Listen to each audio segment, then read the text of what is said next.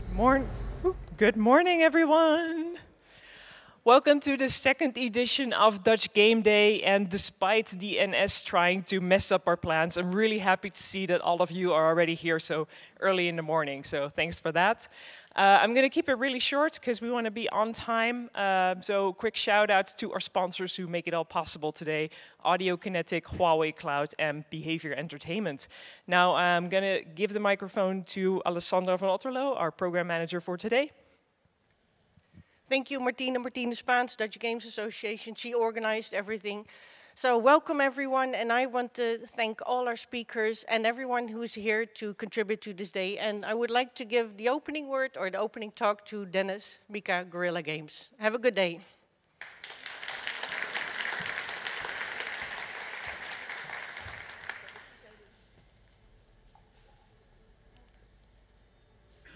Let's turn this on. Good morning, everybody, and thank you for getting out of bed this early for this talk. The title of my talk is Designing Cauldrons for Horizon Forbidden West. But before we start, who here has played Forbidden West or Zero Dawn?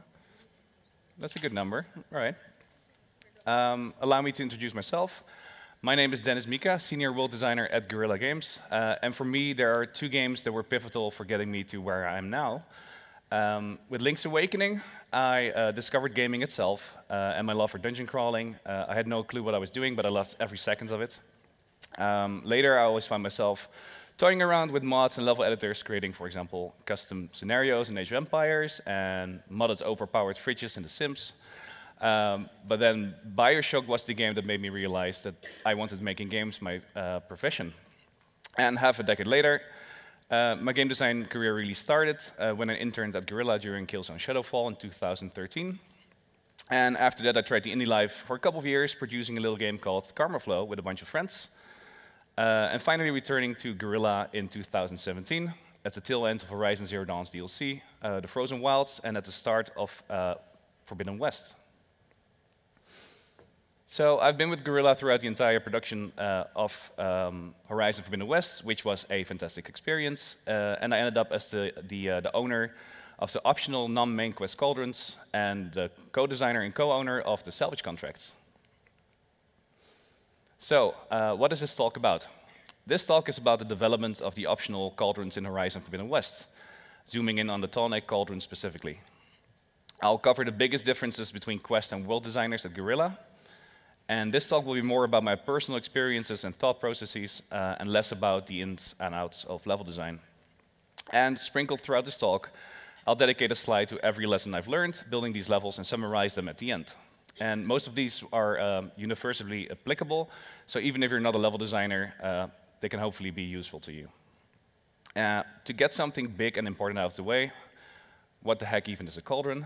This indeed is also a cauldron, but we'll be talking about these. In the world of Horizon, cauldrons are subterranean sci-fi robot foundries, the place where our world's machines are born. Basically, Horizon's version of a dungeon. Your goal playing as Aloy is to locate and override the cauldron's core, its main processing unit, to acquire new machine overrides, with which you can hack machines in the overworld to have them fight on your side. Gameplay-wise, cauldrons tend to focus on exploring this outworldly space you're in. They're light on environmental puzzles, and always have one climactic boss to defeat. And this is the timeline featuring all phases of production, and it shows how I spent 4 full years on Horizon Forbidden West. But to give this talk a bit more focus, I'll be zooming in on these phases specifically. The pre-production part will cover, obviously, pre-production, but also the pitching process and me inheriting content from Zero Dawn, because I haven't worked on Zero Dawn. Then I'll quickly go over Cauldron 1, because with Cauldron 1, I learned what I should and mostly shouldn't do with future Cauldrons. And finally, I'll cover the Tallneck Cauldron and all its iterations and evolutions, from paper design to final ship level, to final product. So it's 2017, I'm new at Guerrilla. I get some time to familiarize myself with the tools and the office and the people, and help wrapping up Horizon's DLC, The Frozen Wilds.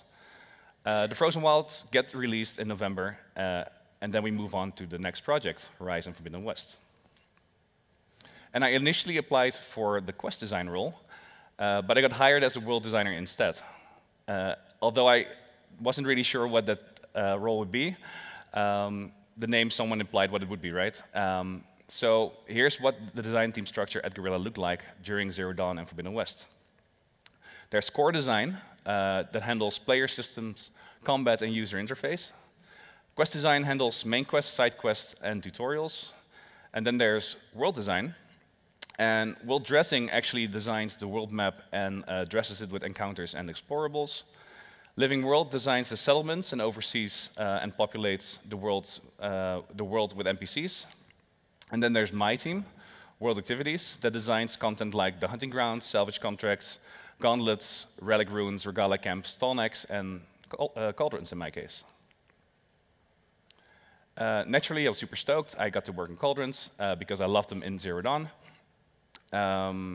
So when I asked thrice if I could do Cauldrons maybe, I first got a, I'm not sure, we haven't seen anything of you yet. And fair enough. Cauldrons are these massive levels and a major responsibility, loved by many gamers. But my excitement mustn't have gone unnoticed because when I asked again, a couple of weeks later, I was told to do, that I could do one, and if it was up to standards, I got to do them all. So pre-production, studying Zero Dawn. So Zero Dawn had Cauldrons, and that meant I was inheriting them from my colleague, Dave McMullen, who went on to become a system designer. And Cauldrons are these subterranean, intelligent, AI-created sci-fi machine factories that created a hard contrast with the lush nature of the overworld.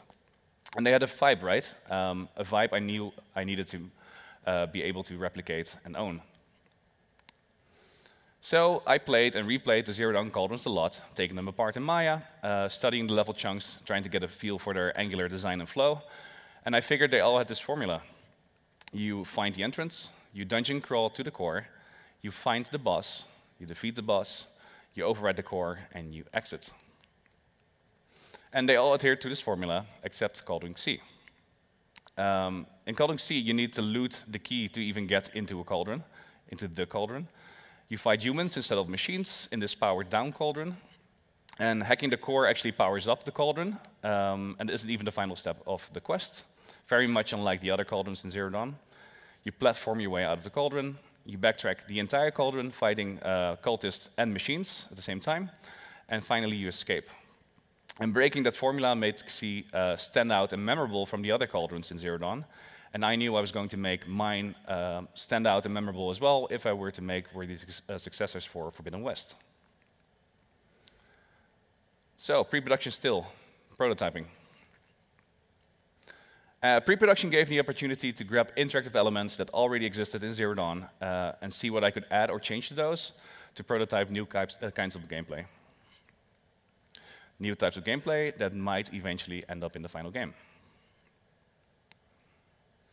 And in the prototype you see here, I removed the big chunky robot part from the flying crate you saw in the previous example, leaving just the crate to create a moving platform. And this prototype ultimately inspired, I think, one of the more memorable sections in Cauldron IOTA, which is serving on a floating Tallneck head to the Cauldron's core while fighting off machines.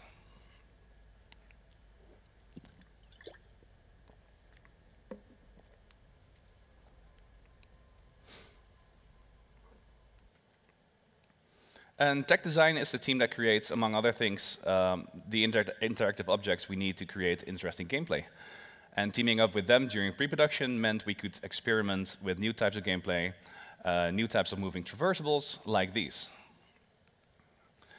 And thanks to the early team-up and quick iteration process, we were able to create a big toolbox of interactive objects we could cherry-pick from later during development. And that brings me to the first takeaway. Make good use of your pre-production time. Start prototyping early to build a library of stuff you can cherry-pick from later during development.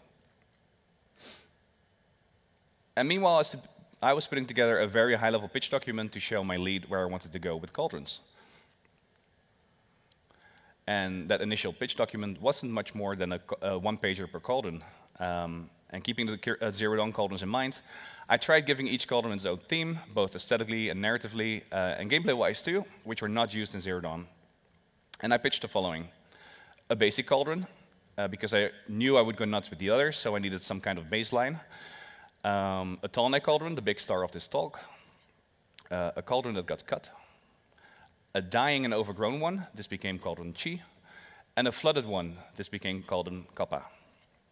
And I know it's a lot of Greek letters, but the only ones you will need to remember for this talk are Cauldron Mu and Iota. And that brings me to a big difference between Quest and world design. I'm highlighting this because I think it adds to understanding the way world designers like me design their content. So the Quest design team has limited inputs on main quests during the conceptual phase. They have more liberties with side quests, which they get to pitch to the narrative team and the quest lead, who then pick the ones they like most. And then in a more workshop-y way, writers and quest designers then work together to create a narrative summary that designers need to start building their quest. And where narrative is leading for quest design, world activity design gets to enjoy a more free-form way of designing content simply because we have fewer narrative restrictions. And world designers can basically start building whatever they want with approval from the game director and narrative, of course, continue building that content, and have narrative come in at the end again. All right, so Cauldron Mu, my first Cauldron.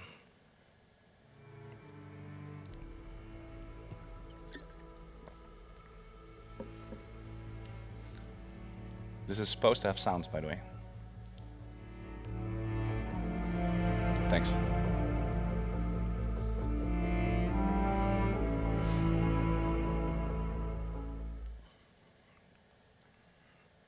All right, so I got to build my first Cauldron. And I'm going over this one a bit quick, because it's Cauldron IOTA where it's at. But it did teach me some very valuable things going on to the next Cauldrons. So Cauldron Mu was deemed good enough. It scored really well in the external playtest, so that meant I was going to do them all. Yay. However, Mu wasn't without problems. It was also too big. I nearly gave my environment artist back then a heart attack when I showed him my first mock-up. And he said, Dennis, let's just make sure your other Cauldrons are smaller, okay? It took too long before the player was able to see her end goal, the core at the end of the Cauldron, the canyon you see on screen. Letting players explore a bit, not knowing where to go initially is fine, but it just took too long. It was also too disorienting.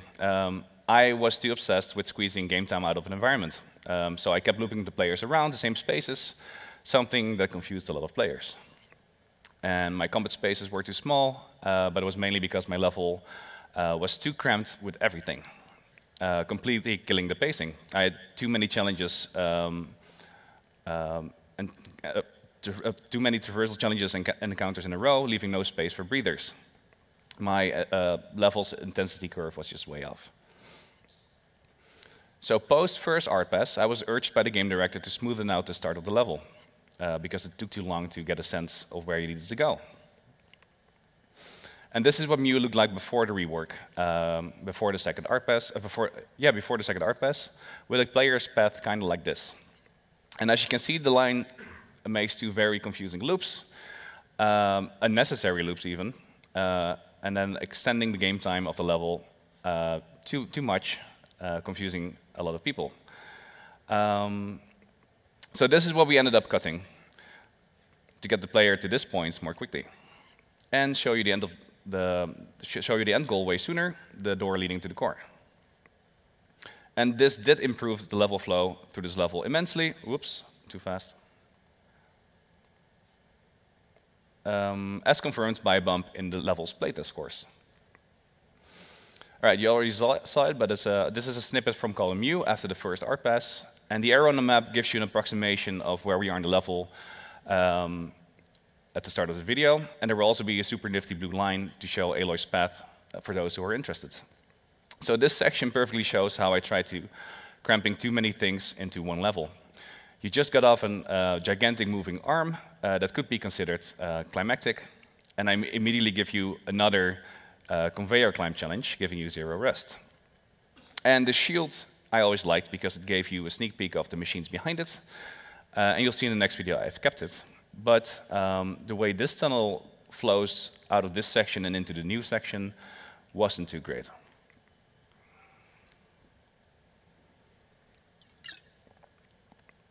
And after this tunnel, we find ourselves in the main combat area besides the core, and it just feels too claustrophobic. I thought the rails on the right, those rails on the right, would be a super interesting element, but all it actually did was cutting the space in two. And playtesters kind of stayed left of the rails instead of using the entire combat area, which was a shame. And this is what we did to fix some of those problems we had during the second phase of Cauldron Mu. So we took out the entire conveyor climb challenge, giving the players some time to catch their breath. We kept the shield because I liked it, and to go past it, you could now go underneath or around.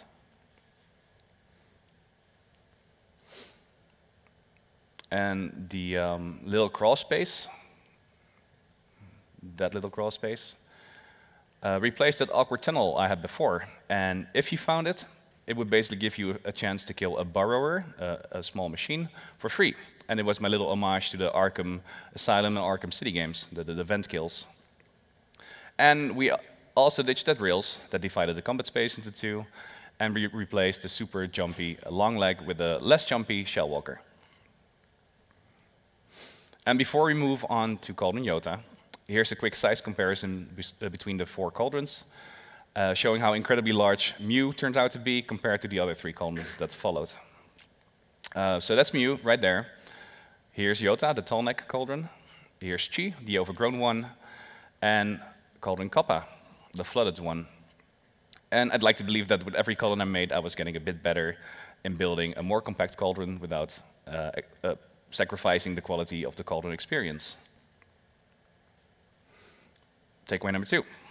Bigger isn't always better. Less is more.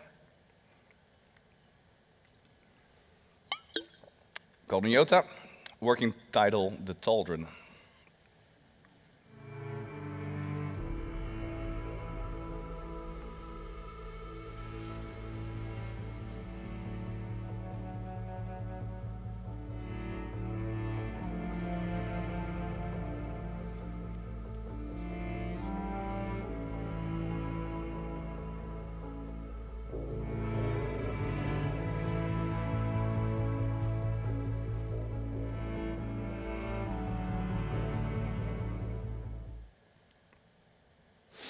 So for those new to Horizon, by the way, that machine over there is the Tallneck, the tallest machine in our world. And Tallnecks and Cauldrons were zeroed-on fan-favorite activities. So in my mind, the math was easy. Tallneck plus Cauldron equals Tallneck Cauldron equals win, right? And we all strive to create the coolest content, don't we? So I pitched the following crazy idea. What if you write a freaking Tallneck out of a freaking Cauldron? The elevator pitch for this Cauldron basically was. But it almost didn't happen. Although everyone agreed it sounded great, it also sounded like something overly complex and thus expensive, especially for a side Cauldron. So the Tallneck Cauldron idea got shelved. And I turned my attention to another Cauldron, Cauldron 4, Cauldron Chi, instead. But Cauldron 4 is a story for another time. And just when I started to give up on the Tallneck Cauldron, production had to cut one of the activity Tallnecks after some scoping exercises. And overriding a Tallneck reveals all points of interest of its part of the map. And with one gone, that meant the others would have to reveal more parts of the map, and with a world map this big, that wasn't ideal. So with Cauldron 3 next on the cutting block, and thus potentially freeing some previously blocked budget, we reproposed the Tallneck Cauldron, and it got accepted. Takeaway number 3. And I realized that not every project has this luxury, but when you're stuck, move on to something else. Working on something else will allow your mind to free, your mind that's been milling over the same problems over and over again, and you'll probably even learn new things coming back to what you've parked. Phase 1, paper design. So with the paper design, we try to create a high-level, top-down map of the level. And this is what we also use to pitch to our lead. When approved, we can go to the high-level blockout phase, where we try to get a feel for the size and flow of the level. And starting with paper design, I bumped into some problems I would need to answer with my design to tell the story that fits the Horizon lore. So I really loved the machine buddy fantasy, and I really liked the idea of you helping build a big, friendly Tallneck. But it didn't really make sense because a self-sufficient, highly intelligent robot foundry doesn't need a puny human to build its machines, right? So Cauldrons don't need alloy. So IOTA would need its production halted somehow. And another problem was that lore-wise, Aloy wouldn't be interested in helping a machine get built because her only goal, her only goal and reason for entering a Cauldron, that's only really distracting her from saving the world, would be the overrides she gets from hacking that core. So I would need a reason, so I need to make this Aloy's problem too, somehow. And finally, how am I getting Aloy on the Tallneck while exiting the Cauldron, while the core is supposed to be the thing that usually transports her out of the core? Not even mentioning how am I going to get an entire Tallneck out of a Cauldron through a Tallneck-sized door in the side of the mountain. So to make this work, I needed the Tallneck to become Aloy's goal as well. And what could the Tallneck do to help Aloy? So many questions to answer. So version 1, this is what I came up with. Actually, there was also version 0, but that didn't get through the paper design phase because I was about to fall for the same mistakes I made with Cauldron Mu. Like Mu, this one was destined to be too large, too complex, everything, all the bad things. The next design did survive the paper design phase. So in an effort to solve the aforementioned problems, I had a strain of Hephaestus infection taking over the core, just like it did in the Frozen Wilds. The idea was that Hephaestus, one of the rogue AI from our game, would have taken over and repurposed this Cauldron, this facility, to create big combat machines to hunt humans, instead of the big friendly Tallnecks. And Aloy would need the Tallneck's EMP, its electromagnetic pulse, to purge the physical infestation, but for that to work, she would need an intact Tallneck. So I figured Tallnecks would exit Cauldrons through a missile silo-like door, a door Aloy wouldn't be able to open. And this would be right above the Cauldron's core room. You'd find another way into the Cauldron, and you would enter the Cauldron by rappelling in, giving you a clear overview of the problem, which is the infection. And by rappelling straight into the core, I really tried to break that Cauldron formula I mentioned before, where the core usually would be your last room. You would only see the unfinished Tallneck after moving closer to the core itself, presenting Aloy with a potential solution, the Tallneck's EMP, and your quest would become fix the Tallneck. You would then climb around the Tallneck, bringing you to this tunnel on the right here, leading you into an area where the Cauldron would normally produce fins for the Tallneck, the one Aloy uses to climb to the head of the Tallneck. And Aloy would do some stuff like climbing across these frame smelters you see here, stuff I would later design, but this high-level mock-up was mostly there to get a feel for the size and flow of the level, to prove the concept. And in this room, Aloy would purge Hephaestus from this side of the Cauldron, allowing it to create the fins again instead of combat machine parts. And following the newly produced parts, you get looped back to the main room, where you would see the fins getting installed onto the Tallneck's body. And with the fins installed, you could now reach the other side of the Cauldron by partially climbing the Tallneck, using the newly installed fins. And again, you would liberate some infected machinery on the other side to get them to produce some Tallneck neck segments this time around. And again, be looped back to the core, where the segments would be installed. But you'd first have to defeat a boss machine Hephaestus sent in to kick your butt for messing with his grand scheme. So you kill the boss, you climb to the head of the Tallneck, which you're now able to reach, and override it to trigger its EMP.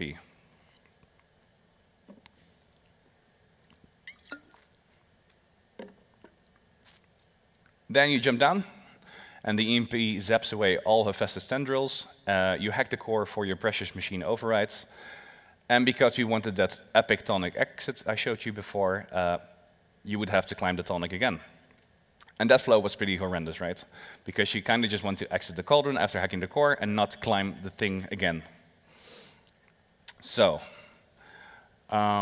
You also recognize the moment where you and someone else think up the same idea and independently of one another. The narrative team really wanted to use Hephaestus in the main quest. The main quest that ultimately became Cauldron Gemini. And we didn't want an optional cauldron to take away the power of a main quest. So to summarize what worked and what didn't for this version, looping the player around the cauldron had a narrative purpose, which was very nice. I like the fact that you help getting a Tallneck get built, and that it unlocked new areas of the level for you. But the whole fact that you needed to climb the Tallneck again after hacking the core was just bad. And without the Hephaestus infection, my entire design fell flat. So also a bit obvious maybe, but game development is full of game development is an iterative process filled with hurdles. And it's only natural mechanics will change, things will get cut, narrative will change, so you'll need to be adaptable. Version 2 of IOTA. Back at the drawing board, I came up with the following. So we moved the cauldron to a new spot in the map, where it is now in the final game, in the north.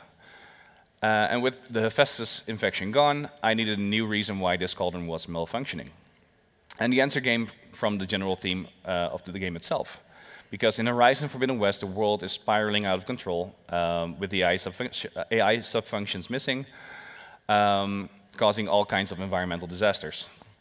And then I was thinking, and I figured, an earthquake could do massive damage to an underground robot facility, right? Potentially disrupting the production of a Tallneck. So the story of that earthquake would start outside as you enter this crevice to gain access to the cauldron. And this time you rappel straight into the Tallneck room, and your quest would be locate the core. You travel around the Tallneck and get behind it to get a hint of the production area there on the right, which is shielded off for now. It's a bit hard to see in this lighting, but that shield on the right. You get to the core and defeat the boss machine protecting it. Then you override the core, thinking you've completed the cauldron, but then an earthquake or an aftershock happens, and the platform you're on that's supposed to lift you out of the cauldron grinds to a halt. And your new quest objective becomes find a way out of the cauldron. And I really like the idea of exploring what's underneath a cauldron's core. So with the core platform up, there would be newly revealed space you could now enter. In you go through this tunnel lit by dimmed lights and be looped back to the Tallneck room, clearly seeing the silo door above the Tallneck, slightly ajar, God rays lighting the room. And in version 0 of IOTA, you would have to get 3 Tallneck parts to complete it, to complete the Tallneck. Version 1, the previous example, had 2 parts actually, the neck segments and the fins. And to reduce complexity, because less is more, version 2, this version would have just 1 part. And if it was going to be 1 part of the Tallneck, it was going to be the most obvious and vital part of the Tallneck, which is the... Correct. Aloy figures that maybe if she fixes the Tallneck, she could use its EMP to resuscitate the cauldron and hopefully reboot the entire facility. Fix the Tallneck becomes the objective.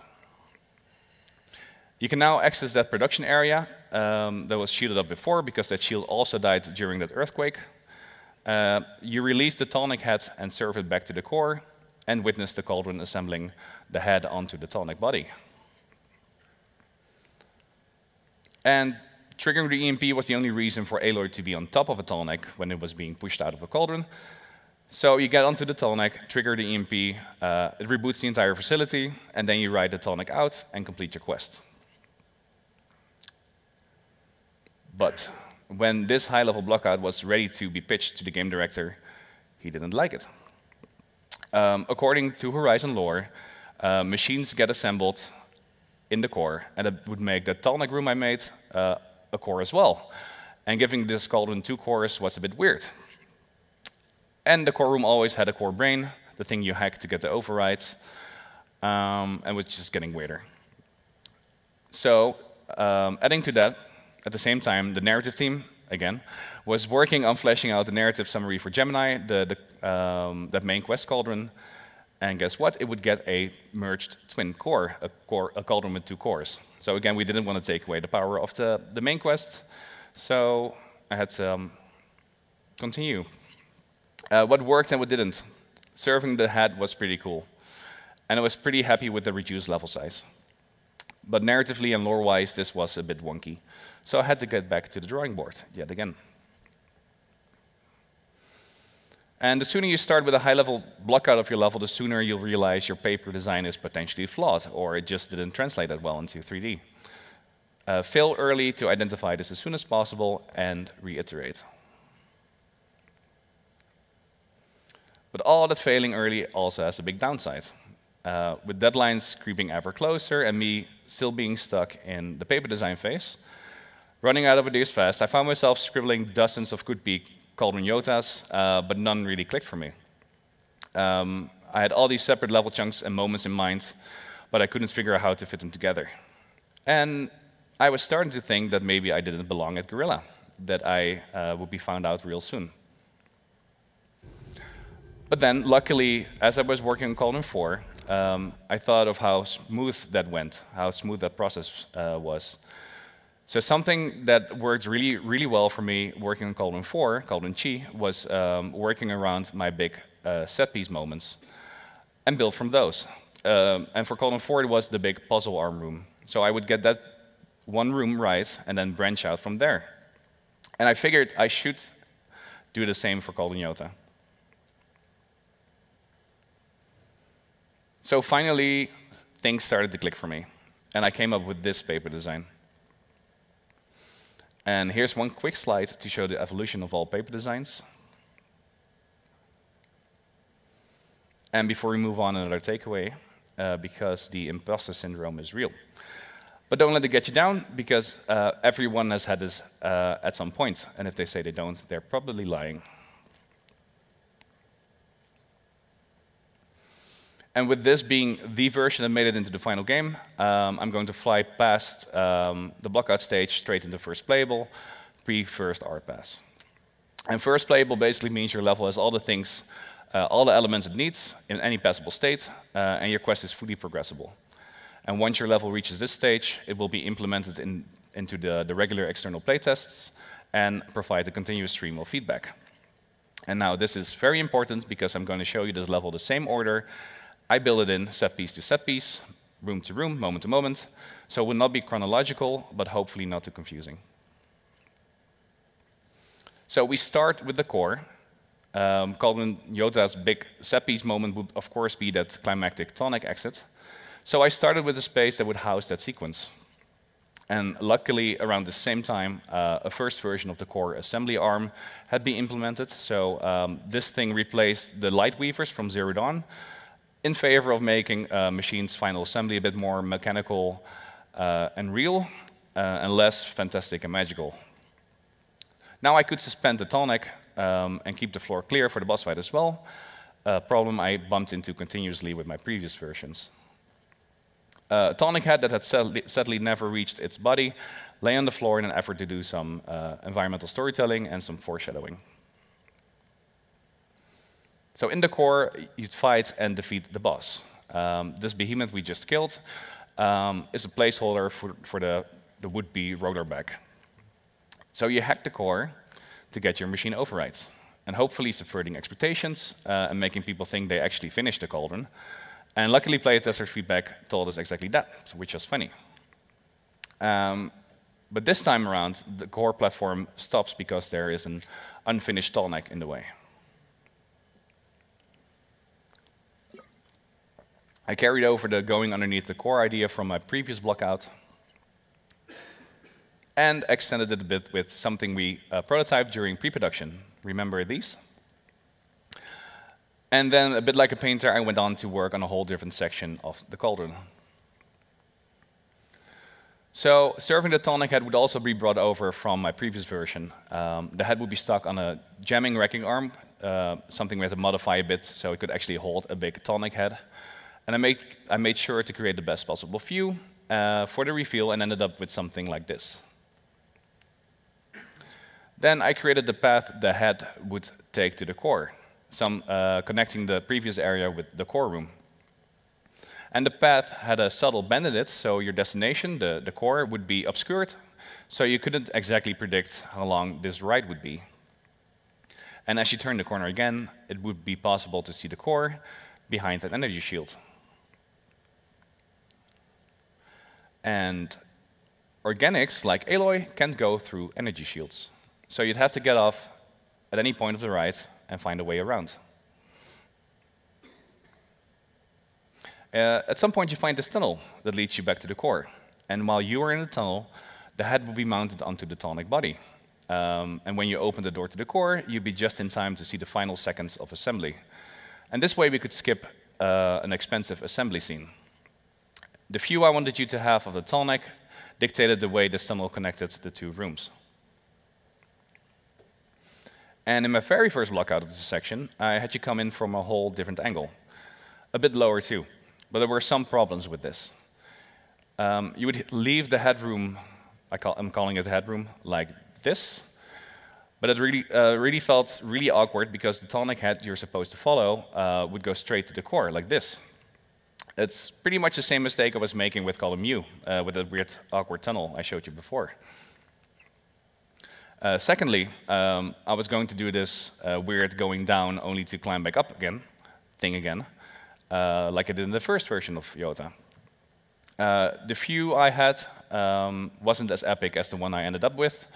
And lastly, climbing up a Tallneck's butt is not that charming. Anyway, Aloy would comment on the core assembly arm that's malfunctioning and unwilling to let go of the unfinished Tallneck, the finished Tallneck. And she figures, here we go again, triggering the Tallneck's EMP would maybe zap it loose. You would then climb the core assembly arm and get to the Tallneck and get to its head to trigger the final sequence. And each Cauldron would get 1 or 2 cinematics, mainly to introduce the boss, or in the case of IOTA, it would be that epic Tallneck sequence. Unfortunately, further scope reduction threatened that cinematic I really needed, the one I designed my entire Cauldron around. Crap. Luckily, the heroes of tech design stepped in and took it upon themselves to give the Cauldron the cinematic moment it really needed. Inserting a quick takeaway here, because from the very start of the project, everyone who worked on Cauldrons got together once a week to update each other on what they've been working on the entire week. Keep people involved, to share the sense of ownership and teamwork, to keep people motivated to contribute to your levels. So back to the beginning of the level, because I could now work towards the middle part I've already figured out. Again, I started with an epic overview of the space, and you would have to get down and navigate yourself through the cracked open Cauldron tunnel, witnessing the destruction of the earthquake from up close.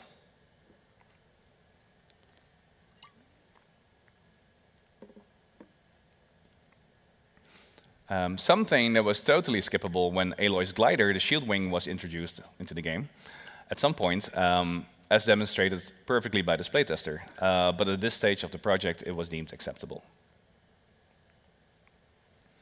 So the big set pieces in this room would be the frame smelters. I resurrected these from my very first blockout, as you might remember. To get across a chasm, you'd have to climb and traverse these things as they were churning out machine frames. Fun fact, these things were supposed to churn out Tallneck machine parts, but we didn't have a budget for Tallneck parts, for separate Tallneck parts, so they became Thunderjaw parts instead, but no one ever noticed, until now probably. Again, after the intense smelter climb, I wanted a bit of a smaller space before opening it up again, because after this room would be the cool, epic Tallneck reveal. But of course, there's a but. We ended up opening up the space anyway during the art phase, because Cauldron IOTA turned out to be low on combat encounters. So now I needed to connect the underneath the core section to the Tallneck head section. And I had you see the Tallneck in the core behind this energy shield, which again is a bit hard to see in this lighting, but it's there to re-establish some spatial awareness. Then I added these reversible bits to tie it all together. And you might remember those moving crates from the prototype section of this talk. And they were perfect to get the player up there for the Tallneck head reveal. And the orange blockout geometry I used to draw attention, and they would later be substituted with a lighting pass. And the Tallneck head itself is completely obstructed until I want you to see it. So with everything in, I needed to make sure the entire cauldron fitted underneath the world. And that dictated how long the tunnel from the overworld leading into the cauldron would ultimately be. And this might be my biggest and most important takeaway, for me personally at least. Design backwards or around set pieces. Starting with your biggest moments in your level can help you figure out which story beats you need to hit, or what mechanics you need to tutorialize to get to that point. All right, so we fly straight into the second pass, where we get one last chance to get the art team to do stuff that aren't for bug fixing. Around this time too, a writer would have written Aloy's self-talk to replace my designer-made self-talk, which will eventually be recorded by Ashley Birch, and replace the robo voices created by our engine. So after a bunch of playtests, we amassed a bunch of feedback. And these were the must fixes for Cauldrons in general and Cauldron IOTA specifically. So dying in a game is never fun, and Cauldrons scored the highest on player deaths. Core room sizes were deemed too small to comfortably fight boss machines in. And some playtesters managed to miss the Tallneck reveal by not looking at it at all. And to my surprise, some players got super stuck in the space underneath the core. So, Cauldrons were death traps, and I designed them to have lots of bits that would insta-kill you. And not because I hate you, but because I always thought Cauldrons were not supposed to be very human-friendly. Luckily, player deaths in Cauldrons were greatly reduced after the second pass, after covering up a bunch of the worst offenders, like these in the videos. And for consistency, I took the size of Zero Dawn's Cauldron cores, but you couldn't comfortably fight Forbidden West machines in them, so we scaled them up by 1.5. Easy fix. And some players managed to miss the initial Tallneck reveal, so we started experimenting with camera magnets. Like this one you can see in the video, but it was too sticky and too janky. So instead we opted for a super sleek sequence that isn't playing. Let's try again. There we go. So Marcin Matuszczyk from Tech Design turned it into a super sleek sequence, which made it impossible for anyone to miss the Tallneck reveal, because it's a very important story beat, right? We also added a disc-like frame where the Tallneck head would ultimately be placed, because a completely decapitated Tallneck looked way too brutal. So some people got stuck in the space underneath the core. And looking at playtester footage, I understood why. I'll be pausing it here, because this tester is going to go left and jump straight into the pit of death, while the way out is on the right. And I get it. The yellow triangle on the floor is literally an arrow pointing you left, right? So it made sense. But luckily, sometimes fixes can be surprisingly easy and don't require work from other teams. So first of all, I filled up the death pit with non-lethal water. But the hero of this fix is this door I placed here, because players by now know that these things will take you into new spaces. And the red light and the UI also really helped. So, and finally, at the end of the project, we have some time for polishing our content before everything gets locked up and only bugs are allowed to be fixed. That's an entire year, by the way. So playtesting is invaluable, as you might already know. Playtests can be surprising. Playtesters can do things you and QA didn't think of. And there was this one playtester that when the Tallneck went through that shield, or the head went through that shield, they started backtracking the entire cauldron. something the Cauldron wasn't made for. It did make it pretty far. So the quest would tell you to follow the Tallneck head to the core, but at the same time the game wasn't really doing a good job at pointing you into the right direction. So the fixes we made were the following. We added this frame of super bright white light around the tunnel that leads onwards. And I added grapple points that would pop these indicators that would appear while riding the Tallneck head to the core. And once you got off the Tallneck head, a quest marker would appear on it, inviting you to follow that. And the quest step itself would reappear to remind you what you were doing again. And then finally, after 4 years, one crazy idea and a lot of hard work of a lot of people,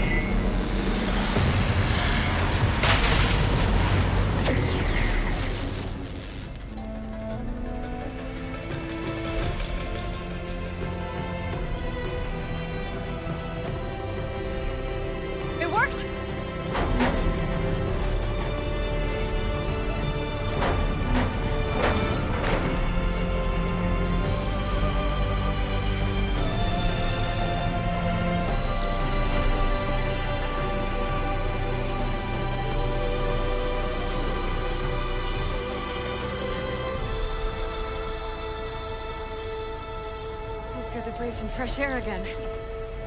View isn't too bad either.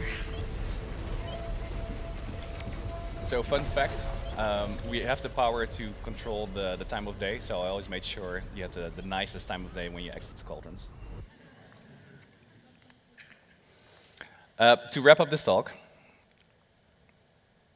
and summarize the takeaways, use your pre-production time well, start prototyping early to build a library of stuff you can cherry pick from during development. Bigger doesn't equal better. Resist the tendency to overwhelm players. Be adaptable, because game development is full of surprises and you'll need to be flexible. You're going to make a lot of fails, but it's generally better to fail as early as possible to give yourself, to save yourself a lot of time and pain later on. The imposter syndrome is real, but it's all right to feel that way. You wouldn't be here if they didn't trust you. Get people on board on your ideas, get them involved, make them love your level as much as you do, so they're willing to fight for your content too, in case you suddenly lose some cinematic budget, for example. If you're stuck on your level design or any work really, move on for now, come back later. When I got stuck on Cauldron IOTA, I moved on to Cauldron Chi and returned with new lessons learned. And then the big star of this talk, I think, designing backwards and or around set pieces. I know for sure I will forever start all my future level designs with designing around the biggest set pieces. And the very last slide, some acknowledgements, because I couldn't have made these Cauldrons without these wonderful people at Guerrilla. My contacts are on that as well, underneath Aloy, so feel free to reach out to me and I'll answer anything I can. And I think there's more time for some Q&A. Yeah, I did pretty well. Yeah. Way faster than intended. So. Thanks so much, Dennis. Thank you. All right. So we do, in fact, have a little bit of time for questions, so get your questions ready. We've got someone walking around with a little cube. Make sure that you hold it in front of you and that you speak into the little round microphone in front. It is soft, so in my understanding, you can throw it, but preferably just let our support bring it around. Raise your hand if you have any questions so she can come to you. In the meantime, I will start you off with one. What is the constraint that most drives you in prioritizing what you want to explore? Like, you have an infinite space of opportunities. What directs you most? So for constraints, it has to be time. Yeah. So producers, their job is to make a timeline, right? To make sure everything gets delivered on time. So constraints time. But what drives us most, I think, is just pure passion, I would say, almost. Like I am super aware that this game will be played by tens of millions of people, so I just want to make cool stuff. Yeah, fair. Audience, questions?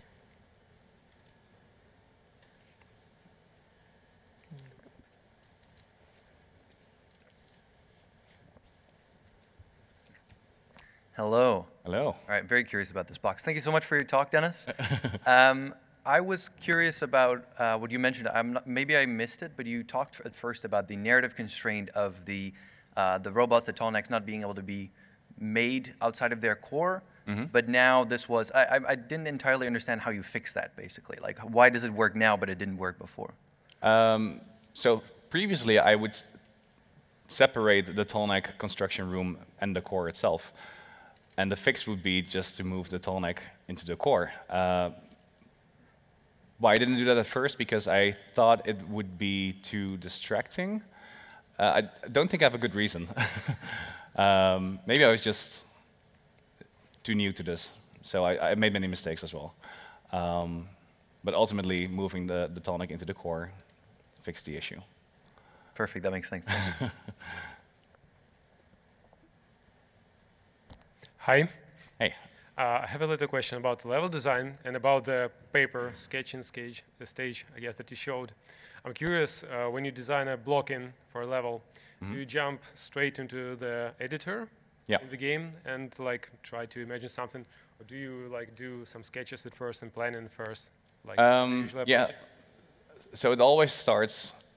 I think everyone has their own methods, but I prefer to start on paper, like actual paper. I start drawing stuff, like just 2D maps, nothing too specific, nothing in depth.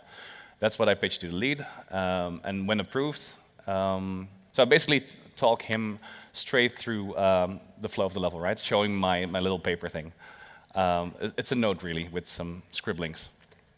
And then indeed I go straight to the editor and then start building these rooms.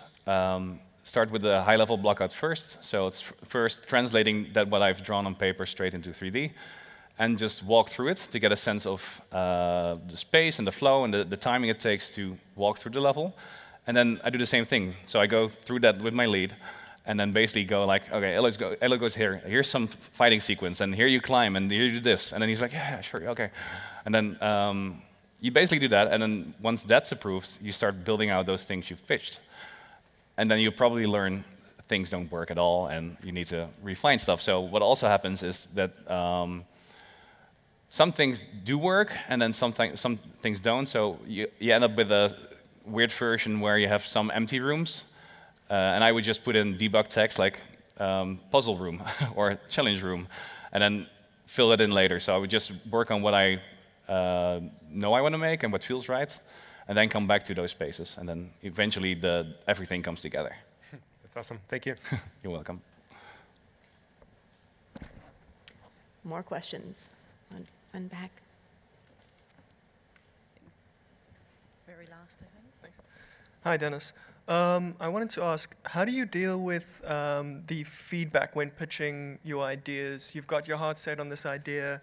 How do you deal with the feedback, negative feedback that comes back, or feedback that crushes your idea?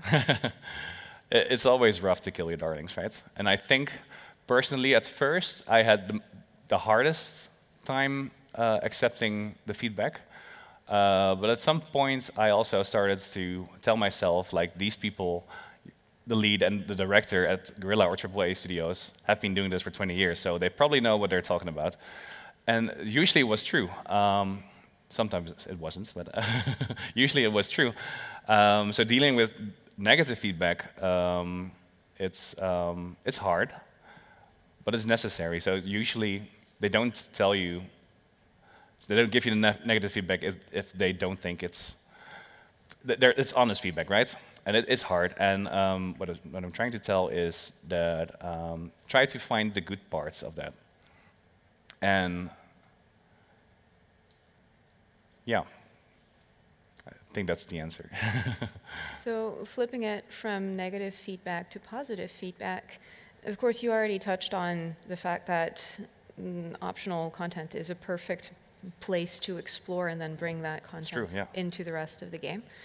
Could you touch a little bit on how that process works of how do you figure out what content you've experimented with that works to use in other places? Does that only happen like after playtesting? Does that only happen after release for the next DLC, et cetera? Like, how do you listen to all the positive noise to filter out like what has really worked out well?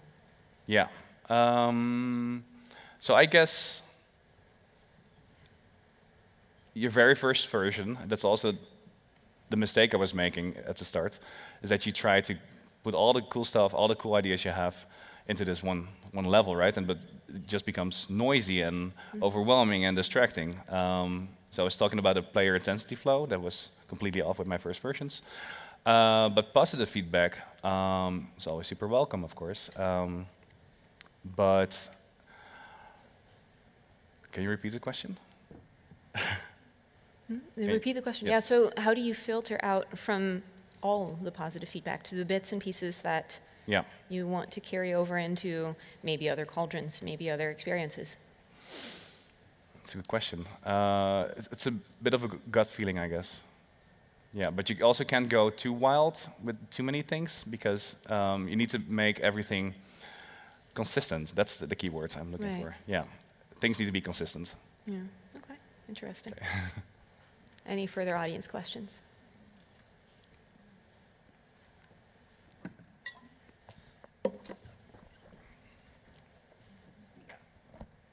Yes, so I was wondering, because you were already doing a lot of environmental work from what I saw, when do you hand it over to the environmental artists, basically? Yeah, there's 2 points in the process that happens.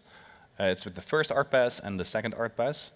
And the first art pass happens as soon as your entire thing, your entire level has all the things you want. So everything is there in one way or another. It could be interacting with something, could be just a button press and it's nothing fancy, but it works. And your entire quest flow has all the things it needs. Then you hand it off to art to do a first art pass. And then they'll together, so I usually, when I hand it over, I make sure to sit down with the artist and then talk through the entire thing, making sure they don't miss anything. And I'm also the annoying designer that goes to their desk once a day, like, how are things going? Because I've learned the hard way that if I don't do that, things get lost in translation. So artists will start working on it, and then if you don't check up with them, well, it's not checking up, it's syncing. Sorry, used the wrong word. If you don't sync with them, things get lost in translation, and then they overlook things. So they might put a big boulder or a thing ruining your sideline, the sideline you had in mind, right? So as a designer, you're like, oh, if I turn the corner here, then you see this thing, and then you know you need to go there. And then if an artist forgets about that and then completely ruins that sideline, it's work they have to do, redo. So that's a shame. So after that first art pass, it's actually already in the playtests, but after that first art pass, we get a rough lighting pass to at least make it a bit more visible, because especially with Cauldrons, after an art pass, the level's super noisy. Like there's all these little things and details everywhere, so we need a lighting pass to get proper feedback from it. And with that feedback, I start changing the level. So maybe players are getting lost in a certain position in the level, location in the level, or spaces are too crowded, or whatever reason. I start blocking out over that level, arted level again. Basically resculpting the things I done, and then hand it back to the artist again for the final art pass. The second art pass is basically the final art pass. And then they fix all those things I want changed. All right, thank you. All right, thanks so much, Dennis. And with that, we're going to get ready for our next talk. So Dennis has indicated that he's going to be around for a while, so feel free to hit him up for additional questions. Please make sure to do so downstairs, as we have a very short break to hop on over to our next talk, and sound in the background might interfere with what's happening next on stage. So again, thank you, Dennis. Thank you. Thanks for being here.